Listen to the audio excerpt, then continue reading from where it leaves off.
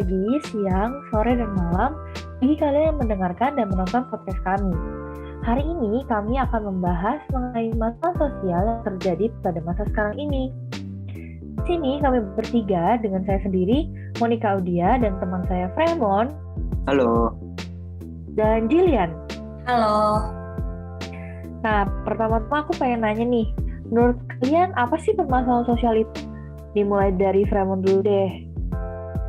Masalah sosial ya. Menurutku sih ya, masalah sosial itu adalah sebuah masalah yang berada di kalangan masyarakat atau di sekitar kita. Yang secara tidak sadar, masalah sosial tersebut memiliki dampak yang sangat besar terhadap lingkungan kita.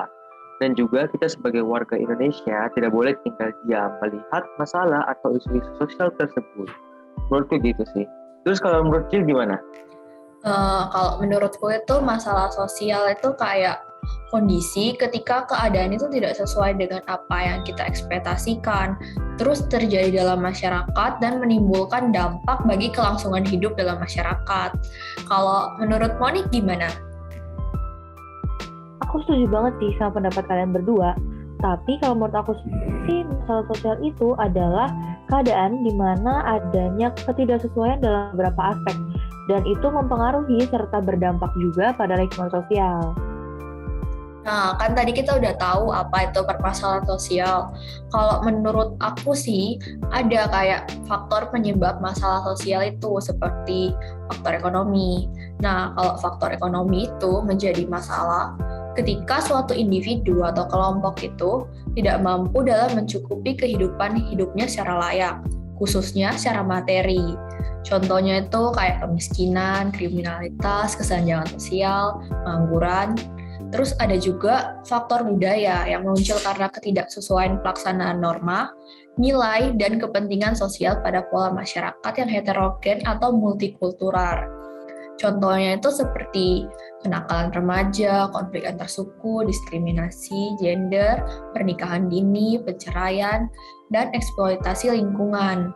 Nah, menurut kalian nih, kira-kira ada nggak sih penyebab lain yang membuat masalah sosial? Mungkin ada faktor biologis juga ya, yang kayak aku bilang tadi. Adanya ketidaksesuaian itu bisa menimbulkan ketidakstabilan kondisi biologis masyarakat juga. Seperti wabah yang sedang menular, seperti sekarang ini kan, sedang terjadi pandemi COVID-19 yang melanda masyarakat dalam jumlah yang luas. Tambah ini juga nggak sih faktor psikologis?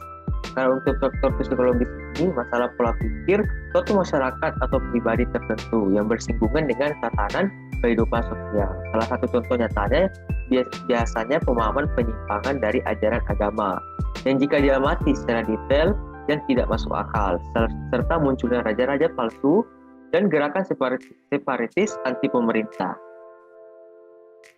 Wah, parah sih anti pemerintah. Nah, tadi kan sempat tuh tentang COVID-19. Kalian setuju nggak sih kalau dampak dari COVID-19 ini gede banget? Setuju sih, apalagi contohnya aja dari sisi ekonomi. Ekonominya kita tuh turun drastis. Terus banyak karyawan di PHK, banyak usaha yang tutup, mall juga tutup, perusahaan juga banyak yang bangkrut. Tapi menurutku meskipun gitu ada yang kayak buat ini dan jadi kesempatan dalam kesempitan untuk mengembangkan usahanya. Misalnya ada yang mengembangkan usaha di rumah mulai dari kayak coba-coba pas kuarantin itu nggak ada kerjaan, terus coba-coba hobi baru, sampai bisa buat sekarang itu jual-jualan kue dan semacamnya gitu. Iya, aku juga setuju banget sih. Pandemi juga ngaruh ke aspek kehidupan kita secara sosial. Sebagai contohnya, sekarang kita ini tidak bisa bertatap langsung secara tatap muka. Kita harus mengurung diri di rumah juga untuk memutuskan rantai COVID. Serta kayak gitulah keluh kesah masyarakat yang sangat banyak dibicarakan di publik. Kalau Monik sendiri, menurut kamu aspek mana sih yang paling berpengaruh dalam masalah sosial ini? Kalau menurut aku sih lebih ke aspek psikologis ya. Soalnya nih, sadar nggak sadar, karena pandemi ini merubah tatanan hidup masyarakat 180 derajat. Banyak kegiatan yang awalnya itu bisa dilaksanakan offline, sekarang jadi harus dilaksanakan secara online. Dan itu bakal menyiksa orang-orang yang ekstrovert. Di mana mereka itu biasa berinteraksi dengan orang banyak, sekarang tiba-tiba mereka harus diam di rumah dan nggak bisa bertemu orang lain sama sekali. Dan karena hal itu juga, pastinya akan mempengaruhi kondisi psikologis mereka. Terakhir, aku ada pertanyaan. Menurut kalian pemerintah itu udah cukup nggak sih dalam menangani COVID-19 di Indonesia? Kalau menurutku ya, penanganan dari pemerintah itu udah cukup baik.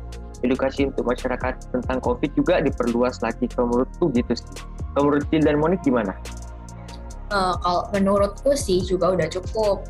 Nanti itu tergantung lagi sama pemerintah, sama masyarakatnya patuh atau enggak sama protokol, terus mau divaksin atau enggak.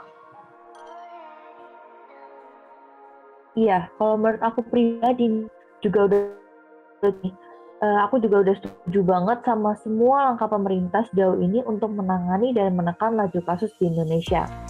Tinggal balik lagi ke masyarakatnya aja, yang juga harus terbuka untuk berusaha bersama-sama dengan negara untuk memulihkan keadaan ini dan lepas dari pandemi ini.